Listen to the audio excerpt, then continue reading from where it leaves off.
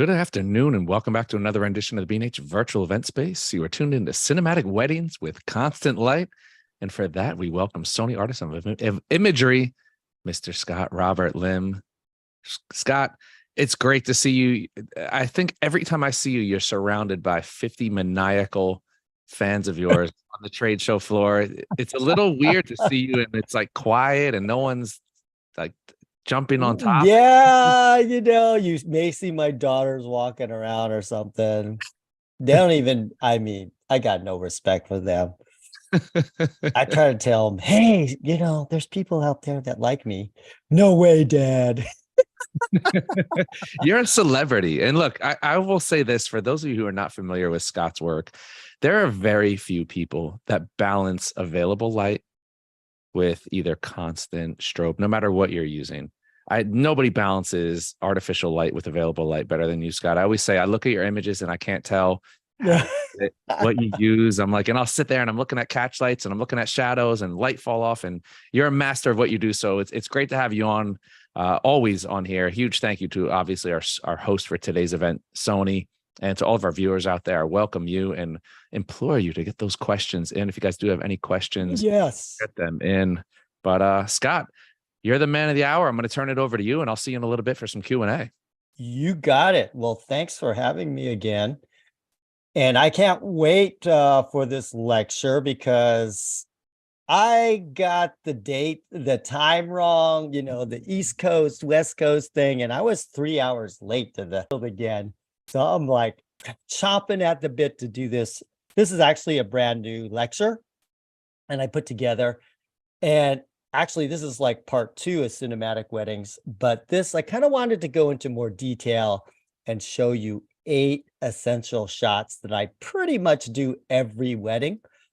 And that's kind of like what I wanted when I wanted to get going. It's like, give me some formulas, give me some things that like I got in my back pocket that I could go to try to create order in chaos. Because if you decide to be a wedding photographer, welcome to the world of chaos.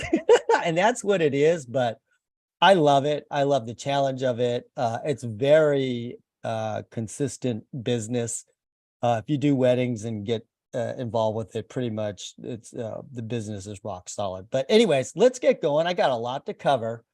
And I'm going to let you know that the wedding photographers are the best. And I'm going to give you 10 reasons right now. 1, you have to be a photojournalist. So you got to capture those moments where the people are not looking at the camera, and just those brief moments that happen. So you got to know your camera settings. You got to have your exposure down correctly. You got to know all that kind of stuff. You're also a portrait artist where you have to take portraits and you have to learn how to pose and you have to do all that stuff, which is difficult. You do commercial photography. You're taking pictures of the rings and the details and the reception and the church and all that kind of stuff. So you got to do that. Then you're a landscape artist. What happens if you get, hired to shoot in Paris or shoot in the Amalfi Coast, Italy, or Korea or somewhere like that? So you have to learn how to create a beautiful landscape shot with a couple. I was just in Joshua Tree, California this last weekend, and we learned how to do astrophotography with portraits and light painting. And so I'm going to add that to my new bag of tricks too, which is pretty cool. Lighting expert, right? Derek was talking about it, how to balance flash, natural light, video light, gels, all that kind of stuff. You got to learn, and that's hard to do. Here's a good one. Socially advanced. You have to learn how to like people. I know as artists, that's sometimes hard for us because we'd like to hide behind the camera. But you have to be socially advanced and learn to get along with people and enjoy the company of other people and all that kind of stuff. You're a psychologist sometimes. I can't tell you the amount of times where I'm shooting a wedding and somebody's crying, usually the bride, and then you got to go in there and, play mind tricks on her. Everything is going to be okay, blah, blah, blah. Usually there's some drama all the time at any kind of wedding, and so you got to sort that out. 2, you got to edit your photos. right? And that is a skill in itself that takes years of practice on how do you edit and crop your photos and all that. Then you have to be a director where you're kind of directing the action and create, especially if you shoot cinematically, which I like to do. You kind of have to set the scene up and tell the story. And 210, you're a cinematographer. So, and even on top of that, you got to do it in 60 seconds, everything. And the time crunch makes you better. Just being able to, like, I've only got a minute to do this, get it out. That really gets you to know your stuff. So that's the reason why I think wedding photographers are the best. So what is a cinematic wedding? So I say it's a collection of images that tell a story and emulate the feel and tone found in motion picture films. So my whole style is I like to make the wedding day look like a motion picture. And a lot of times my lighting foundation, I know Derek talked about me balancing the light and all that kind of stuff. I watched a lot of movies. And so a lot of my lighting is because I watched a lot of movies and I see how they light the subjects. I'm always aware of the catch lights, if they have a highlight behind them, all that kind of stuff, what lens they're using, all that things. So I watched a lot of movies, and so that's why my style is very cinematic. The result is wedding imagery that looks more like a feature film than a traditional wedding. Okay, so cinematic really means something that is highly artistic, right? And so when you watch a movie and they spend cajillions of dollars and they have the best people in the world working on these movies, it is highly artistic and you can learn from that. A highly artistic and visually stunning approach to capturing the wedding day often involves the use of high-end cameras, professional lighting, and advanced editing techniques, kind of like color grading and things like that. And so you need all this stuff to produce this style. It's not like you go to Costco, get the kit lens, and you're ready to go. You're going to have to need you can start off that way, but if you want to move this way, you're going to have some higher end equipment. And so cinematic means you're going to have some nice gear. And let's briefly talk about that. To get the look, you need the gear and the tech. I mean, if you want to shoot this way, you just got to bite the bullet, apply for the B&H credit card. They're very fair. I have one I use regularly. Okay. Just saying. So anyways, let's talk about what kind of gear I use and what I recommend.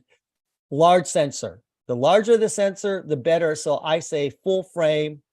If they got, now full frame stuff is very low cost. So I recommend that. And there's a reason why I do, and I'll get into it. Prime lenses, I recommend. Wide angle lens and some sort of lighting, which would be great too. Okay, technology matters when it comes to cinematic, wedding photography. When you're shooting a movie, well, I don't know if you've ever guys been somewhere where they're shooting something professional. I mean, it's like I was shooting something, it was like a stage play, and they had hired this high-end director to come and had all these Sony guys in there, and I happened to be there shooting some BTS. Each camera was like probably $100,000 and they have 4 of them. Okay. So, I mean, I don't expect you to spend that much, but bust out a few $1,000s. I think, you can be good. First, what is cool now is if you don't have eye focus in your camera, I mean, come on, this makes it so easy to do this type of thing. Having eye focus is huge. And the newer images, you can put the ISO up way up and still have quality images to work with. And so that's the new technology. And if you don't get it and you're in the old technology, all the new photographers coming in buying cameras now are having all this quality that you're not, and they could be a step ahead of you already out of the gate. You have to get that shallow depth of field look, the blurry background. That's very, very cinematic. And in order to do that, you need to use like prime lenses. And so that's key. And just shooting video like is really huge now. 4K and 8K video, because nowadays you could put it in slow motion and everybody likes video with stills and reels and all that kind of stuff. And I'm going to be speaking next week on pulling frames from video and using that in your workflow, making prints of them. That will be the future, but we're going to talk about that next week because that's going to be another lecture. Image stabilization is huge. Nowadays, the cameras are getting so good, you don't really need a gimbal, so you can just get in there and shoot. They have Catalyst Browse, Sony does. It's a special software that actually records the movement of your sensor. And so it actually readjusts it, and then you put it through this Catalyst. Even if you don't shoot it with a gimbal, it stabilizes the footage as if you were using a gimbal, and it's pretty amazing. There's other companies like Topaz that have image stabilization. So now you can literally run and gun. And if you need a stabilized image, you can just do that with software. You need a powerful constant light. I recommend something that has 9,000 lumens. I use Stella Pros. And so why do you need so much? Well, when you're in bright light, you need a lot of lumens. The typical video light is about 1,000 or 2,000 lumens. So you got to get something that's pretty high end that will allow you to get those lighting effects with constant light in bright light. Prime lenses, like I use a lot of 24 millimeter, 50 millimeter, 85 millimeter, even 135 millimeter, 1.8 or lower. You need wide angle lenses to show an establishing shot, which looks great to show where you are. Your 24-70 2.8 is an amazing lens that you can go a long way with. If you just had that lens, you probably could shoot a whole wedding with that. And a 70-200 is nice too. And if you're a hybrid creator going forward, that's what the world is going to, video and stills. That's why you need all this type of higher end stuff that shoots 4K, 8K, automatically focuses on the eye and stuff like that. Okay, so here's a reason why. Take a look at this shot. What do you think? I say there's no way I could use flash on this shot. Why? Well, you always set your background first. So what's in the background are those little tiny, I don't know if you've seen those little light tubes before, but they don't let out very much light at all. And so if I'm setting my background to those light sticks, my ISO is way, way high. That means because those little light sticks let out a tiny, tiny, tiny, tiny bit of light, the amount of light on my subject has also be tiny, tiny, tiny, and you have to match. So the light in the background, the strength of the light in the background has to match the strength of the light on your subjects. And if you were to use a flash here, flash is way, way, way too powerful. So that light would be so powerful that if you set the exposure on the subject, the background would be too dark and you wouldn't even see those little light sticks. I shot this at 8,000 ISO. So imagine the type of light that you would need, just a little bit. Why not use a stronger light and lower the ISO? Well, if I do that, I make the background dark. Yeah, the subject will be perfectly exposed, but the background will be completely dark if I used a flash. So that's why a flash does not work, because a video light allows you to go way, way, way, way, way down, right? And so if you were to do the equivalent flash power, you might be at 1/500th flash power, 1/1000th flash power. It doesn't even go down to that. Like, you're lucky if your flash goes down to 1/28th power, right? But this is way, way, way, way lower. And so that's why I'm shooting with a 24 millimeter 1.4 lens. So sometimes you need video light to give you that cinematic look when you're shooting a wedding, because you're going to shoot in all different types. Here's another one, 8,000 ISO. Why? Because I had to expose the background. My little video light cannot light up those buildings and that Long Island, overpass thing. There's no way that I could light that up. So I had to get that in camera, and I had to set my ISO to 8,000 for it to be seen. And then I have to match whatever light is emitting in my background. I have to add that light on my subjects, and it's just a teeny weeny little bit of light. Flash would be too strong. Large sensor cameras create less noise at high ISO. So that's why I recommend full frame, because you're going to get less noise at higher ISOs. Okay, you need to use shallow depth of field. If I want you to go and watch movies, whenever they shoot waist up on a character, the background is always blurred out, because they want you immediately to know what they want you to focus on. And so your eye, when you're taking a photograph, your eye goes to what is sharpest and what is brightest. And so if there's a lot of sharpness in your photo, the eye doesn't know what to look at first a lot of times. So if you blur out the background, the viewer knows immediately this is the main subject in this scene or in this shot. And then if you add light and make them brighter than the background, they're really going to stick out. And so a lot of times, people are only looking at your photos for a fraction of a second. So you need to communicate that story and say, who's the main character? They need to, like, within 0.1 seconds, they need to know who the main character is. So if you blur out the background, you put light on your subject, you're going to immediately know who the main character is.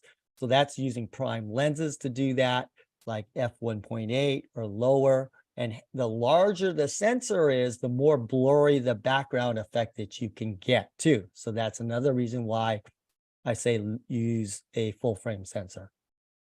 Okay, so look at this. This is on top of the Sony building, had special access to shoot on top of there, which is amazing location, blurred out that background, gave it that cinematic feel to it. And then when you watch the movies, you're always going to see that type of look.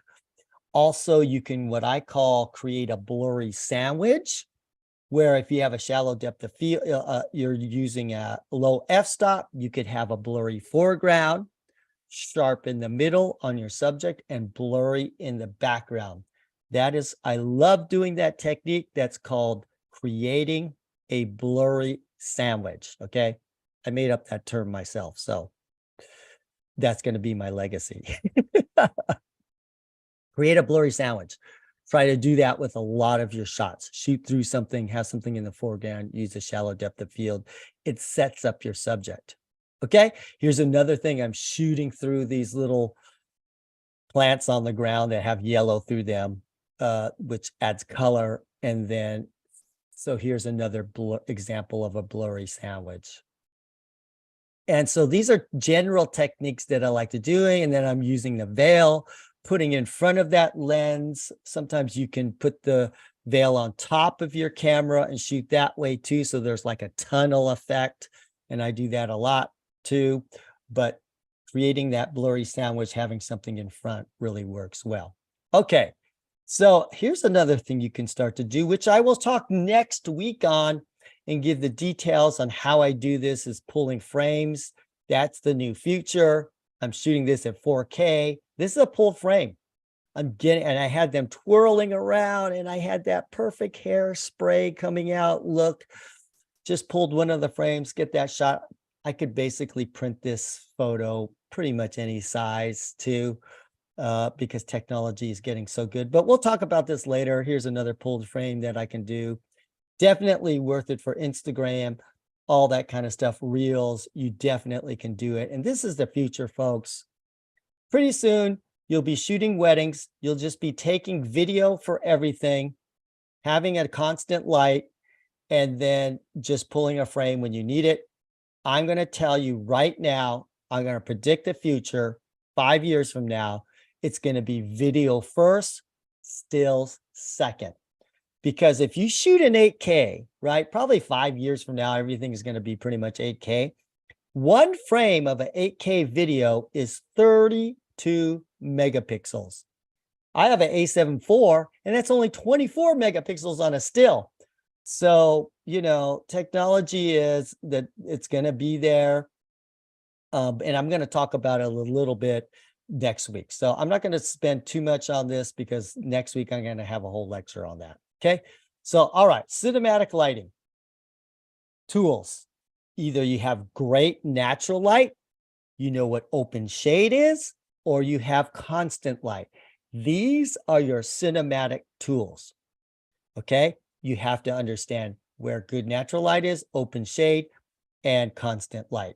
Cinematic lighting means stills and video look identical. Movies do not use flash. Okay, there's no flash in the movies, not unless it's like they're shooting paparazzi and they want the flashes to fire on the cameras. But in general, they don't, for scenes, they don't use it. The only lighting that constant light can't accomplish are the shots that are least cinematic.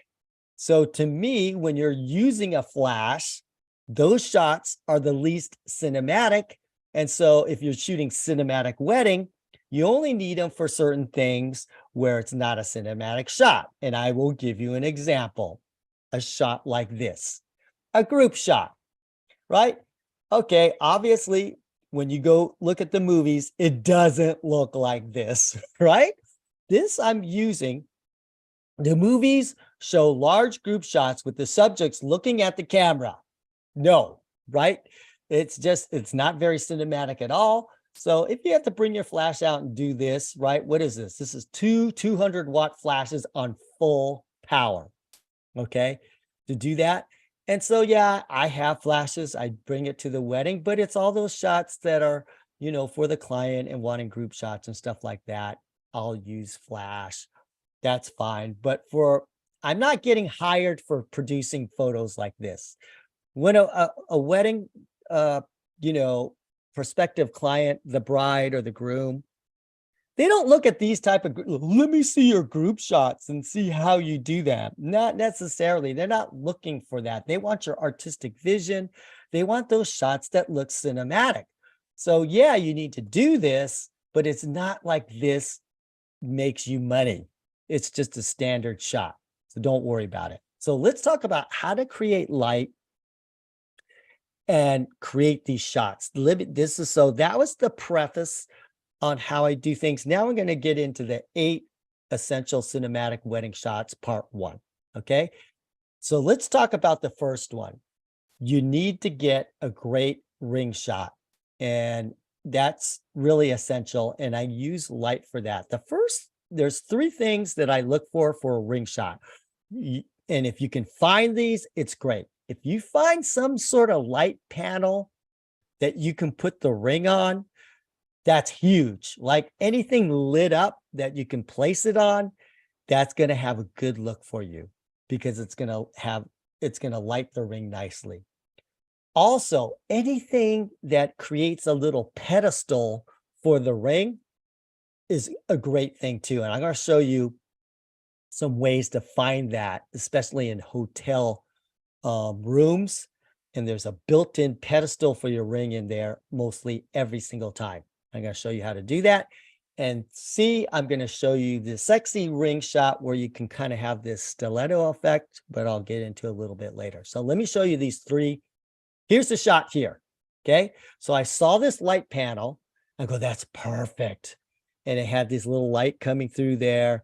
And then I put the light on top because I want the light to go through the diamond. So I need that light slightly behind the ring and to give it that little shimmer and shine and get that light coming back through the diamond so it will have certain brilliance to it.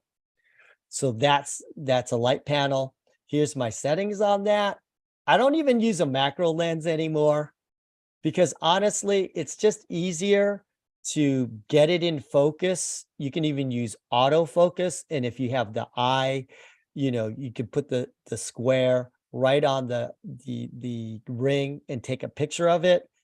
That because the further you are away from your subject, in this case, your subject is the ring, the easier it is to focus. And so a lot of times and then I just crop in. So I don't even bring a macro lens anymore. It's just easier to shoot it with your regular lens and then crop in. And you can put it at 2.8. Okay, so here's a light panel. This is actually using a video light. So I had a video light and I used that for my panel underneath, and then I put the ring on top of it and shot it that way. Then a pedestal. You can find certain things. I was shooting a wedding at a winery, so obviously they had all these corks around. And so I go, oh, okay, perfect pedestal. Let me put the diamond rings on that. And those little lights are those LED Christmas string lights, those little LED things that you can buy for $2 on Amazon. And I put that in front of my lens. And then I had a video light on top of it to get that light on there to make it look that way. And I'm just shooting, the ring from different angles, right? A lot of times you can use the box that the rings are in as your pedestal, and that works well. And you can do it that way. But here's what I love doing is the nightstand lamps in the hotel. A lot of times they're kind of fancy and they're perfect pedestals to put your rings on to give you that different look. And then you can just find little objects around your place that you're at. If you can find different things around the area to put the ring on top of, to do it. And this stiletto is you can always kill two birds in one stone. You kind of show the shoes, but then also put the rings around the heel. And that's also another shot, but I'm always using video light for these shots.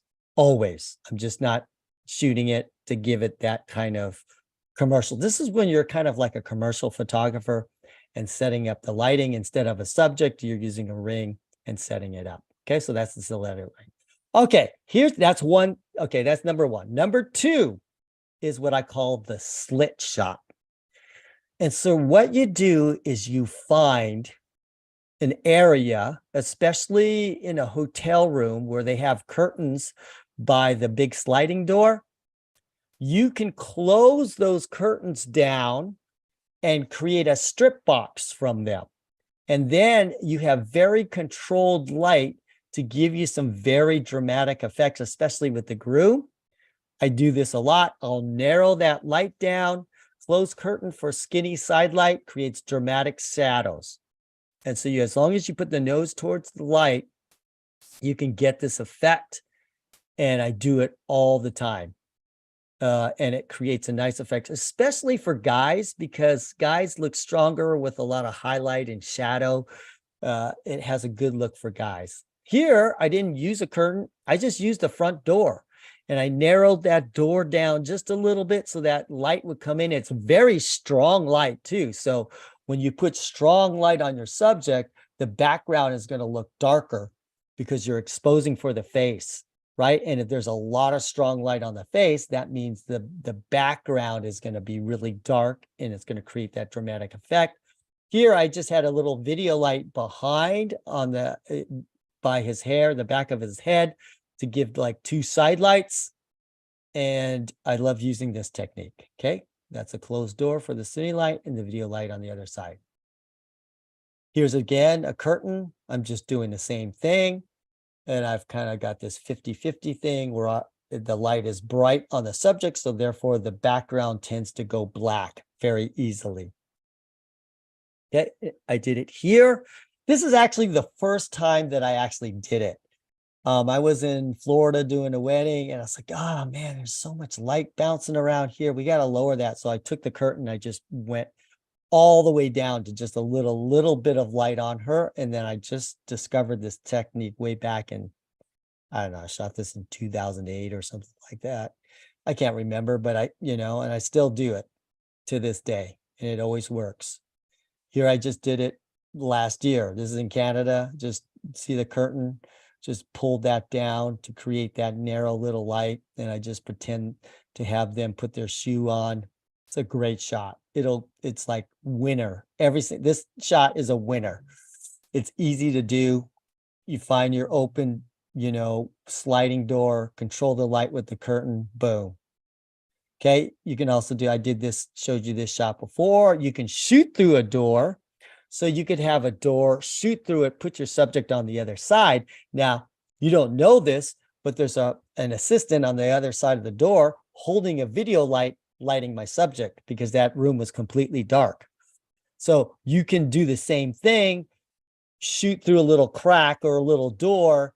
And if there's no light back there, you can light up your subject to get that look. I also do this technique with the dress. So if I could hang the dress somewhere and I can shoot it through two closed doors, it's doing the same effect.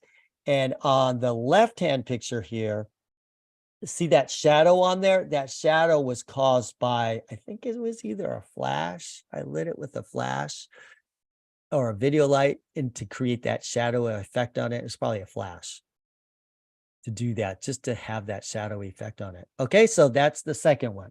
Here's the third one, what to do on a pre-wedding.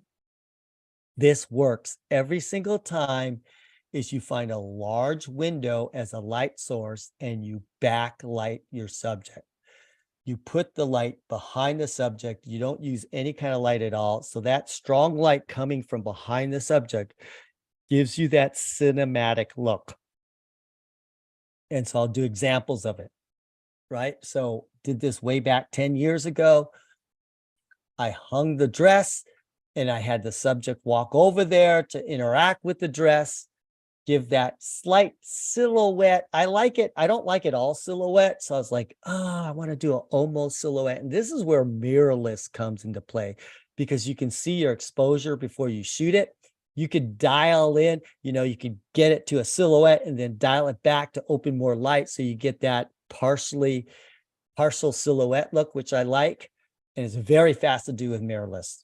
And so here I'm having them look at the dress this way, then I'm turning it around as she's dressed using that same window. And I set this all up, directed it. And see, look at the grandmother on the left, right? She's the same person because years later, like I guess 8 years later, I took that, there she is there on the right. That's her sister. So I had the privilege of shooting the sisters, which was great. Okay, anyways, learned that technique way back 10 years ago. Been still doing it today. This is recent going into Cabo. I just find a backlight, large backlight area and create that scene. Something you can do all the time. All right, here I did it here. Is this a typical, this is not any kind of fancy hotel room or anything. This is just your basic hotel room. They didn't even have a sliding door, I don't think. They just had a large window, put the curtains across, and you kind of overexpose it. But what it does, it creates a contrast in lighting, which looks really nice. And then you can have them interacting there, which has a great cinematic look, and just mostly backlight here. Here it's kind of like a first look.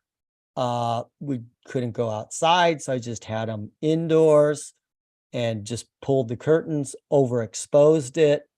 Has a great look to it. Same thing here, just overexposed it. It was cloudy. This is in Canada, right? So, hard for the sun to come out a lot of times. There's a lot of overcast, right? And so use that to advantage. It makes a beautiful softbox, those windows, and you can create these nice looks to it. Here, doing it in Mexico. What am I doing? I'm looking for a large window, the largest window that I can find, opening it up, putting my bride right through here, having her look down on her beautiful flowers. Boom. There's just backlight. That's it. And overexposing. It's a great shot. Okay, 4 cinematic romance shots, open shade with rim light. And optional, you can add a video light on top of it. Okay, so this is a great shot that I use all the time, especially for romantics between the bride and the groom. So what I do is, first of all, what is open shade? You got to learn what open shade is with rim light and how to create it. So basically, I'm going to show you a diagram on how this is. You place your subject in the shade. So let's say the sun is there.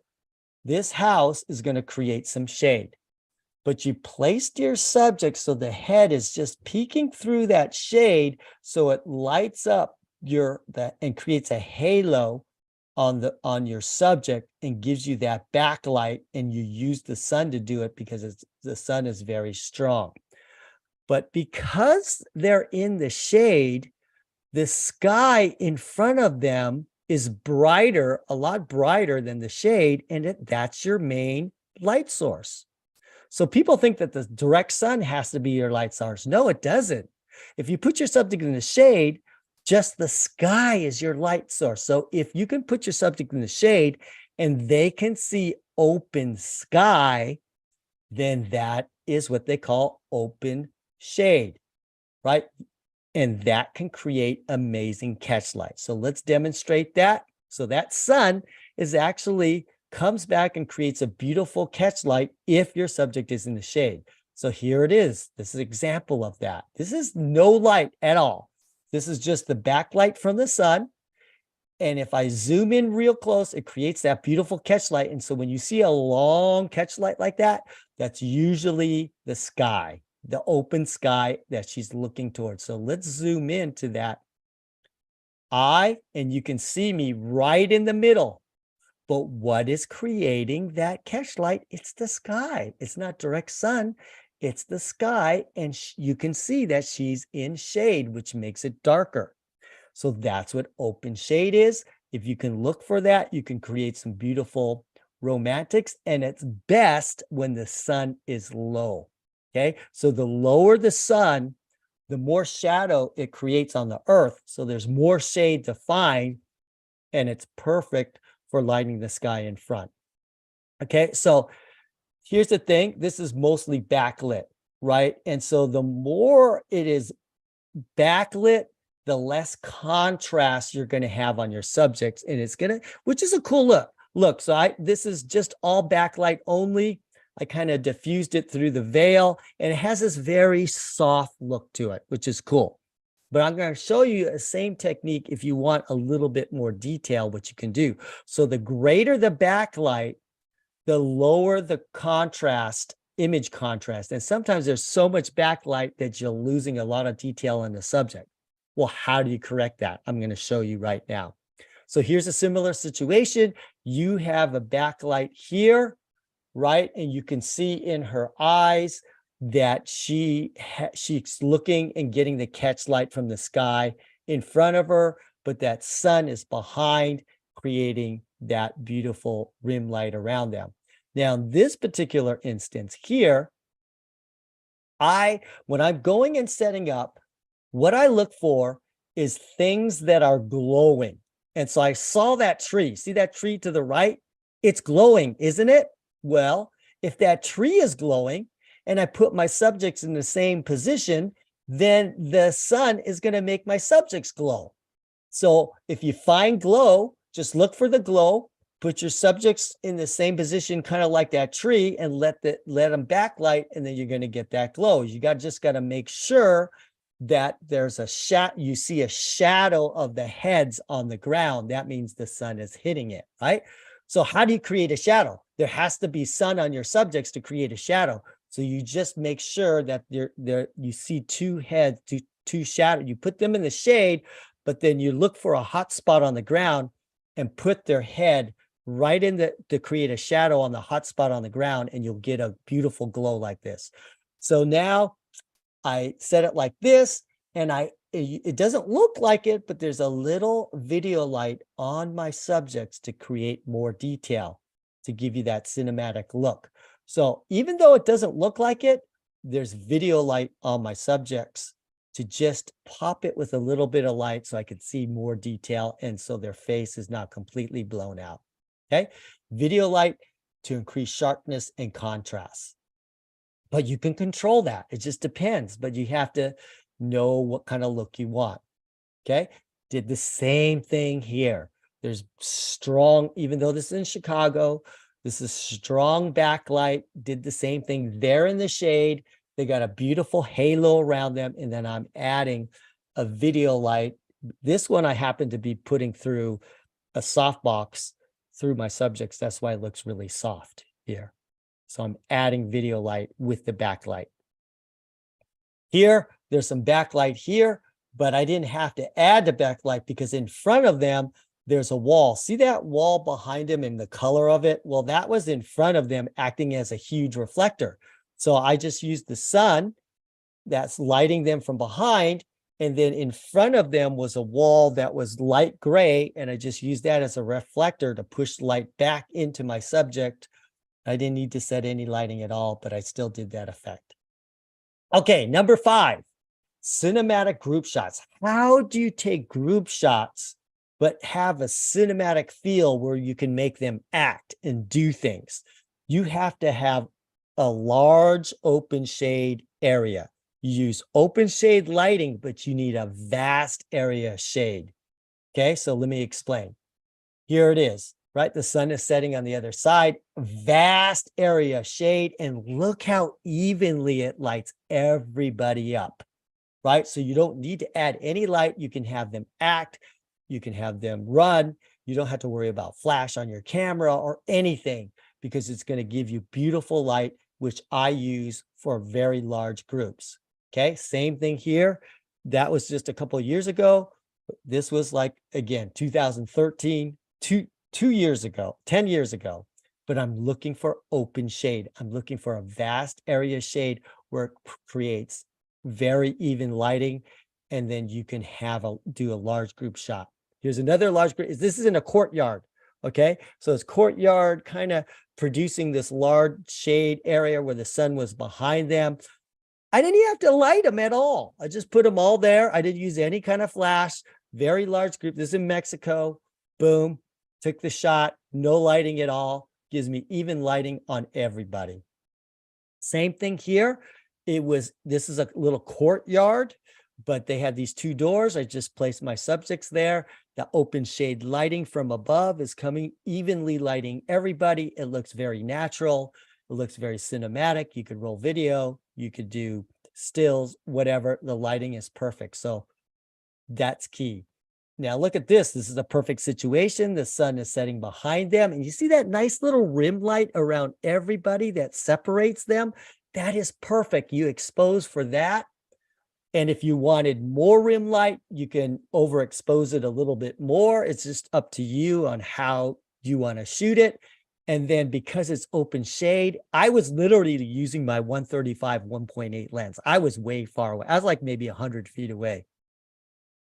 And so I can't light. And so it's hard to light them with any kind of flash or whatever. It's not going to look natural. So I just use the open shade technique to create group shots that look natural like that.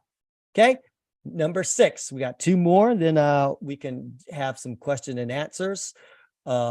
So anyways, we got 3 more techniques. I hope you're liking this. So, we'd love to hear questions, comments, whatever. How to take the epic landscape. For example, this is in Banff, Canada, where the mountains are absolutely beautiful. So if you get hired to go shoot in an epic place where there's beautiful landscapes, you have to have the landscape in the photo. You can't blow it out or anything like that. So it's important to learn how to do this. And I use this with what I call direct sunlight. And the exposures on the subject and the background have to match in order to do this. And let me explain. Here I am on the Amalfi Coast. If I don't, they hired me. They flew me in. They paid me a lot of money to shoot this elopement of them in Italy.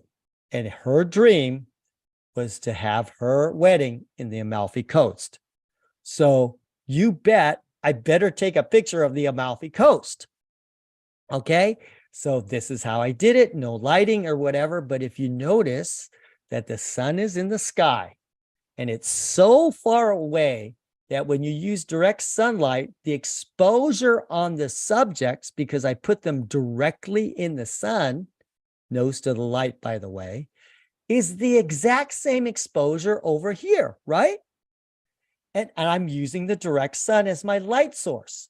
So if I expose for the background, it's going to be exactly the same exposure on my subject, or vice versa. If I expose for the sun that's on my subject, it's the exact same exposure on the beautiful landscape behind. So therefore, I get everything. I get the clouds, I get the landscape, I get them, no lighting used at all, and you use direct sunlight to capture it all. Okay, subject exposure, background exposure is the same. Same thing here, I'm in Banff. So what do? The sun is shining up those 10,000-foot mountains from behind, but the sun is so far away that it's the same strength on my subjects. So no lighting, no nothing. I just have them run through my frame.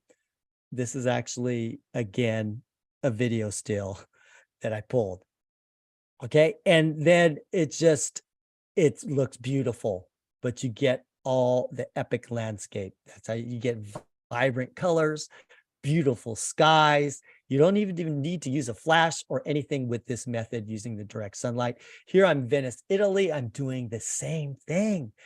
The light on the subject is exactly the same light on the background behind them. So if you expose for one, the subject, the background's automatically going to be exposed. And it's an easy way to get those epic shots.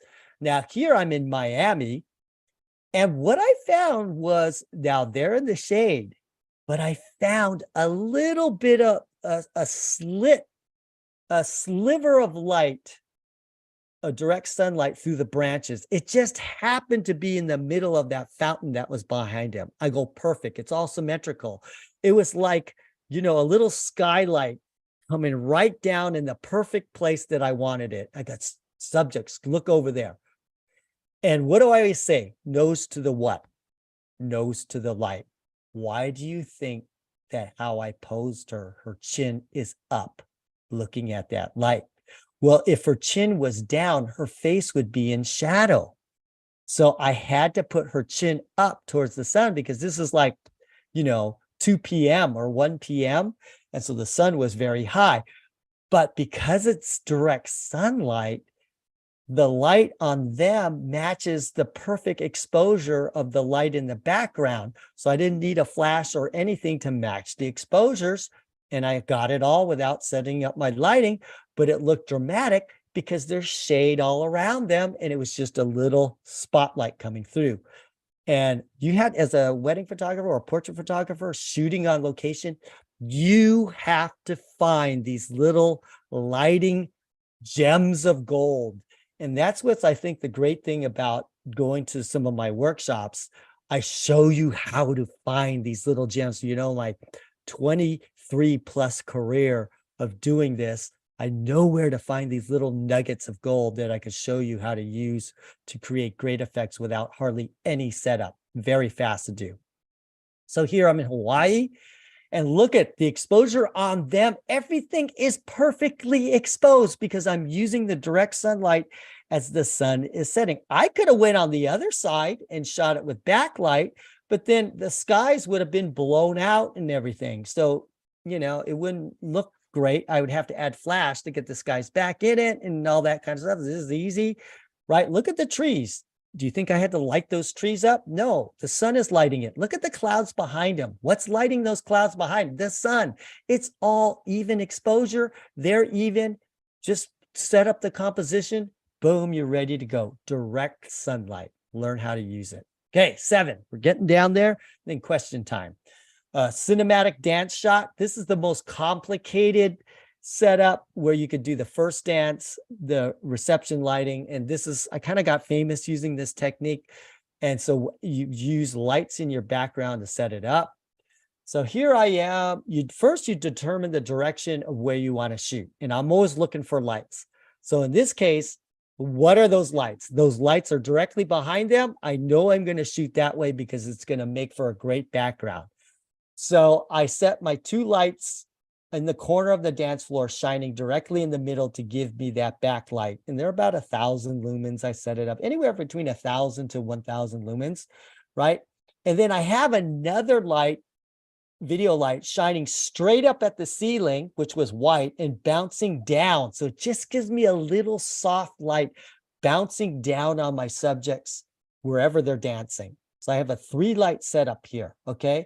And so I get shots like that because I get the 2 side lights, and then I get the light bouncing up and coming down to illuminate them. And so you can see my camera settings here. I'm shooting at 1.2, right? And look at this, how beautiful this lighting looks, right? See that light on the mom's face? That's lit by the light shining up at the ceiling and then coming back down really soft like that, which gives you a great look. Now here I'm doing the shot, but I'm looking for lights. Well, a lot of times you're not going to have a nice panel light behind, but you're always going to, especially if you're in a ballroom, you're going to get some very nice hanging lights or ballroom lights. And so I shoot up that direction to put that in my background. So if I don't see it in front of me, I always shoot up to give me those beautiful lights that way. It's the same technique, 2 side lights, another light hitting the ceiling and coming back down to fill in my subject to give me that cinematic look. Okay. Then I'll go in tight and do a shot like that. A lot of times I do this because maybe you screw up the lighting while they're doing the first dance, right? Which I've done many, many times, right? It's like, and then sometimes they only dance for 1 minute because they don't like dancing. I'm like, I didn't get my shot. So I just reset it up again. It's just, oh, can you do me a favor? I want to get this shot right. And so I just reset the pose up again and redo it. Okay. Now look at, let's say you're just in Mexico and you're outside and you got these string lights. What do you do? Right. So you expose for the string lights first, right? They're going to be dark. And so I have 1 video light shining on them. And this way it's constant light. Look at the perfect expression that I got. That's because I'm shooting at 10 frames per second. Right. And you can just, when you use constant light, you don't have to wait for your flash to recycle. Boom, boom, boom, boom, boom, boom. Catch the perfect moment. Okay. Catch the perfect moment with that constant light. 20 frames per second for best shot. Okay. Same thing here. Was this a first dance? No, I just recreated it, put them in the perfect position, had everything exposed. The sun was going down, typical California, West Coast sunset, beautiful, because we have all the smog, which makes like the sunsets look even better and hazy. It's like having a smoke machine, but you don't need it because we just have smog. That's why we have the best sunsets. We're probably dying 5 years earlier than the rest of the country, but whatever. And then letting them up perfect like that, boom. There it is, right? Set it up, set it up. Don't worry, you missed. Same thing here. I missed it, but I wanted the perfect shot. I reset it up. I put the lights there. I put these clear balloons. They had these clear balloons with video lights inside of them. I put them right in front of my camera. I positioned them perfectly between those chandeliers there. And I just faked the shot and set it. So don't worry about missing the first dance. You can always just recreate it again and make it perfectly, because why? You are a movie director and you're directing your shots. This is real time. And I'm using that backlight again, and they're moving and it has that cinematic feel. 2 backlights there. And I think I might have an on-camera flash firing a little bit. I usually put the on-camera flash. I usually put it straight up if there's a ceiling, so it can bounce up at the ceiling and come down. This is outdoors. So I just put the flash directly at the subject and put it at a super low power, maybe even 1/64th power, 1/34th power, just so you want to give a little bit of light on the face. That's it. Okay. And here's the cinematic cake shot. Look how beautifully they're lit, right? And I do this all the time, and I use constant light. And so I just take my video light and I put it through a 33-inch umbrella. And that's literally like an open, that's like a window wherever I want to go and create window light. That's what that's creating. And so here it is, you know, crappy lighting on the cake. And so I have to light it up, and it's all even indoor lighting. Looks terrible. I just bring my video light in through, and I stick an umbrella through it to give me some soft light to look like it's window lit. Looks absolutely beautiful. I'm doing the same thing here. This is in Hawaii. I'm using that green light from behind. I'm doing the same thing here in Chicago. Look how beautiful that cake looks, right? And just taking that light, that video light on the left-hand side, see that? So I could create a slight highlight and shadow on the cake to give it dimension. Cinematic, baby. Looks so cinematic. Okay. And then I just do the same thing when they're cutting the cake, and you're all set up. It looks great. And this is why I look like using video like for the cake cutting, because you never know what's going to happen. And I can't wait for my flash to recycle. I just want to shoot at 20 frames per second, because you never know when this might happen.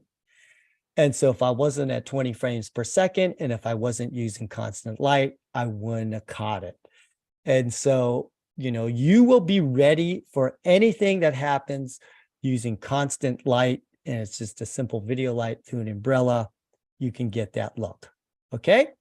So I want to end with this is you want to capture stories, not portraits. Okay.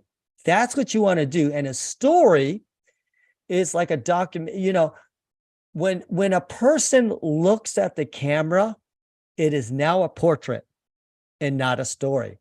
So most of my wedding photography are subjects not looking at the camera, but beautifully lit. Okay. And so that's my style. That's my cinematic style, because if you have a cinematic style, when you watch a movie, do the subjects look in the camera and start acting in front of the camera looking? I mean, sometimes they have weird movies like that, but 99.9% of the time, they're never looking at the camera, never. And so to create that cinematic look, you can't have them do it. Okay, so before I end, I want to have a few commercials. I'm going to Paris in a few weeks. You can still go to that. I got like maybe one spot left open. We're going to do Paris, and I can show you how to do all these things in Paris. June 24th to 28th, scottrobertstudio.com. Now, if that's too soon, I'm doing the same thing in Cuba, which is a fabulous, those are the two favorite places for me to shoot. October 11th through the 16th, that workshop's probably going to sell out. Go to scottrobertstudio.com. But guess what? B&H and Sony just approved. I'm going to do a Central Park shoot. First, I'm going to come to B&H, and I'm going to do a lecture in their event space, which is, I think it's a lunchroom now, but don't worry, they're going to convert it for us. They're going to have seating and everything for us. And I'm going to lecture for a few hours on composition. And then we're going to go over to the Central Park and go shoot it. And then guess what? It's free. So it's worth it to fly into New York. You want to go to New York City anyways. It's one of the best places, favorite places for me to shoot. It's going to be July 11th. I don't even know if we had the sign up for it yet, but anyways, it's going to be there. Okay. So let's go over the summary here. And then if we have time for a couple questions, we could do that. And then we'll take it from there. Okay. Ring shot, right? There's the light panel, pedestal, and the stiletto shot. The slit shot, light through a slit or shoot through slit. Cinematic pre-wedding. I love to use the window or the sliding door with backlight. Very diffuse light works well. Cinematic romance shot. You look for open shade with rim light on it. And it's your call whether you want to add video light. If you add video light on the subject, you're getting a bit more contrast and a bit more detail. Sometimes that backlight is so strong, it's literally blowing everything out and you don't have any detail. It looks highly artistic, but if you want more detail, then you're going to have to add video light back on them or a flash. Cinematic group shots, you look for open shade. If you want the epic landscape, you must match exposures, the sun on the background and the sun on the subject. So you use direct sunlight for that. Cinematic dance shot, you can use video lights for that. 2 in the corner, shining back in the middle of the dance floor as backlight, and 1 light shining up at the ceiling and down for some very soft light. Then the cinematic Kate shot, use a video light through an umbrella, you're set to go. Okay, so that's the summary. Oops. And I think if you want to take control back, B&H, Danny, or Derek, go right ahead. Yes. Well, Not unless they have questions, and then I can refer back to certain slides. yes. When we will invite you all to get your questions in. No lunch, unfortunately, on Scott. He's coming up. Lunch will not be served. You got to bring your own lunch. We can provide the lunchroom. You got to provide the lunch. But yes, we will get that up on the website shortly, probably within the next couple of days for those of you who are going to be looking for that on the B&H website. And keep an eye on that website. We're always adding new things. So make sure you guys bookmark that and check back and check out our YouTube page at B&H Event Space. But we're going to get the questions started here, Scott. I want to know, what was the hardest thing for you in switching from strobes to continuous light? What to do with that? Kind of those shots where you have high noon shots, like, when you have the wedding and the sun is directly on top of the subject, that can be difficult to manage sometimes because you get that, what they call raccoon eyes. And so now I just look for shade everywhere I can go. Use open shade technique, so I don't have to really battle that aspect of it. And you could actually use a simple reflector too, if it's like doing a flash, and that's kind of complicated, and those video lights are super expensive. You could also just use a reflector to push light back into the subject if the light is behind the subject. But generally in those like very difficult lighting situations, I'm always looking for shade. And that's what I'll recommend to my clients, is like, if they happen to be like let's say the wedding starts at 11 and then, it ends at 12 and you got to go out and shoot the bridals. It's like, hey, we need to find some shaded areas. Well, you jumped on one of the questions that was already here from Vinette joining us on YouTube, asking, do you use a reflector towards the subject when shooting open shade? Yeah, definitely. I mean, especially if you're using video too. And so if you want your stills to look like the video that's been taken, because if you use a flash, it's not going to look the same. So you just use a reflector, because that's what they do in the movies. I happen to go to these huge Sony events where they have their professional people who set up movie scenes. They pay hundreds of thousands of dollars to set up a set for us. And I'm always talking to them and what they're using. And a lot of times they just use these huge reflectors to push light back onto the subject. Well, it seems like a lot of the great techniques come from the cinema world. I mean, you look Definitely. I feel like, especially with weddings, everybody's kind of trying to move more in that direction of having that cinematic feel to their images. For sure.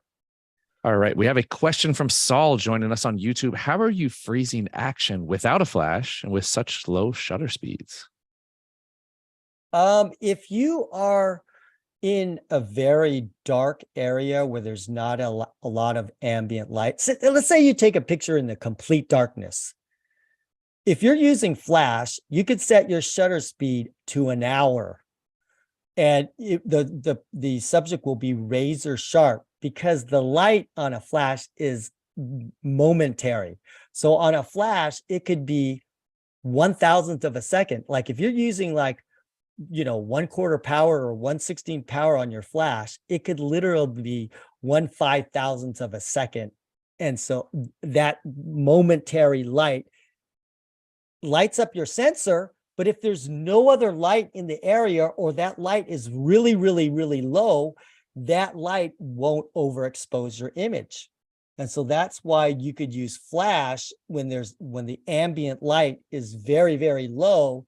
You could put your shutter speed to anything and it will create a razor sharp image. We just did that. We just did astrophotography, and we had 20-second exposures, but we hit our subject with a flash. And even though the shutter was open for 20 seconds to capture the Milky Way, we hit our subject with flash, and it was just so momentary, they were razor sharp. So the razor sharp subjects with the astrophotography, with the background in the back, it's because there's hardly any ambient light. You cannot do that when there's a lot of ambient light around. You'll get a double exposure. You'll get ghosting, and it just won't work. Does that make sense? Totally. Totally. If you guys have any follow-up questions, feel free to get those in as well. We have a question from Jim joining us right here on Zoom asking, do you use large reflectors on group shots? And I'm going to kind of expand that, Scott. How big is the normal size of modifier that you use? It's all about travel size, which I can fit in my luggage. So I find like the 42-inch reflector is still, I can shove it in my big suitcase. So I use about 42 inches, but you can have, I usually don't do group shot. Like if it's more than 10, like 5 people would be the max for me to use a reflector.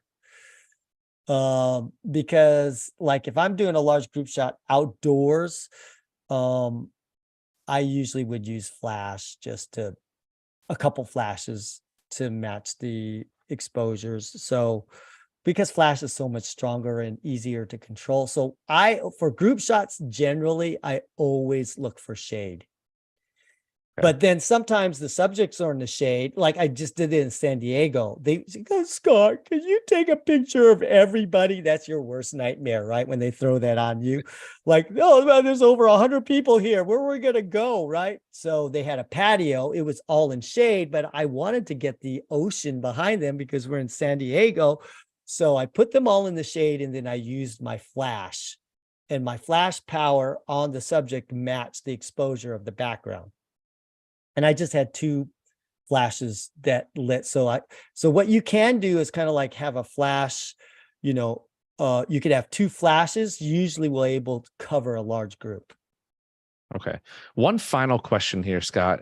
What is the that you see most that people are doing wrong or that people are misunderstanding about lighting? I love that question. What's the biggest pitfall you see? Okay, here's the biggest pitfall. Getting the exposure right when using flash, like you're matching the exposure of the subject and then, getting the sky in the back. That's very easy to do because once you kind of learn the technique, you get all excited that you can do it. There's a couple things so that's good. But what people don't understand is the positioning of the light to make it look natural and not flashy. So when you're using it and that light is just kind of like using on-camera flash or something, like maybe the light stand is not all the way over to the right or something like that, it looks very flashy. Like, oh yeah, they used a flash for that. And that doesn't have the cinematic look to it. And so the positioning, learning how to position the light is one thing that a lot of photographers don't know. And that separates, as they say, the men from the boys, right? From the experience to the non-experience. When you get a master photographer that knows lighting, it's not just about the right exposure, it's the perfect position so it looks completely natural. That's hard to learn. And a lot of times you have to watch a master do it to get a handle on how to do it. Well, luckily, we're going to have a master in New York City. Yeah. Look, I July can't 11th. say it enough. I can't say Are it you gonna show up so people 100%. can, you're like a big star. Oh man, there's Derek. Oh no. I'm in your shadow. I'll be standing, I'll be directing people. I'll be a traffic cop. But no, it really, I can't say it enough, Scott. I still remember it was probably back in 2019 when we had you in the actual event space before we went virtual, and then moving over to the lighting department. And really, if you guys are looking to get a hold on lighting for portraits, there's nobody better. There's nobody that's more fun and more energized. I mean, your passion for what you do is just phenomenal, Scott. So I really, if you have enough time, I promise I will get it up on the website soon so that you guys can block it off and plan for it. But this is something that if you're able to get to New York City on July 11th, totally worth it. It's going to be 4 hours of education that's going to take your portraits to another level. So, Scott, always a pleasure having you on, man. Yeah, I love being on here. Thanks for having me, Derek. And I hope to see everybody July 11th or in Paris or in Cuba. There you go. We should do a little B&H excursion out there one day. I know. get you out there. We got to get out. Yeah, get out of New York. New York is for the birds. I want to travel. I want to come with you. There you got it. All right, there we We'll go. work We'll on see if that. we can make that happen. But for those of you who are not in New York, get to New York. For those of you in the tri-state area, we'd love to see you there July 11th. That's when we'll have Scott back live in person in the event space at the retail store, second floor, 429th Ave in New York City. And then we're moving over to Bethesda Terrace for the second half. So check it out. We'll get it up on the website soon, but that's all we got. Another rendition of the B&H virtual event space in the books for the day. Catch y'all next time.